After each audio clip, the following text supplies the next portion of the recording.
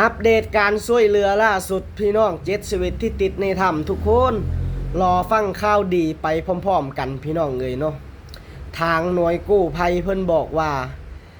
น่าจะมือนี่จะได้ลำเลียงผู้ที่ติดภายในถ้ำออกมาได้พี่น้องเลยเนาะเหลือแค่12 เม็ดเท่านั้นพี่น้องก็จะไปถึงจุดที่ผู้ติดในถ้ำ7ชีวิตนั้นอยู่แล้วพี่น้องเลยเนาะรอฟังข่าวดีน้ำกันส่งกำลังใจให้กับพี่น้องทีมหน่วยกู้ภัยทุกคนขอให้ปลอดภัยขอให้ปาฏิหาริย์เกิดขึ้นทุกคนเลยเนาะนี่ข้าเจ้ากำลังเข้าไปช่วยเหลือพี่น้องเลยเนาะและกาค้นหาผู้ที่ติดภายในถ้ำนั่นแหละทุกคนส่องแคบพี่น้องแต่ข้าเจ้ากับบ่ท้อถอยเข้าไปพี่น้องเลยเนาะมือนี้น่าจะได้ฟังข่าวดีไปพร้อมๆกันนะพี่น้องนะเพราะว่า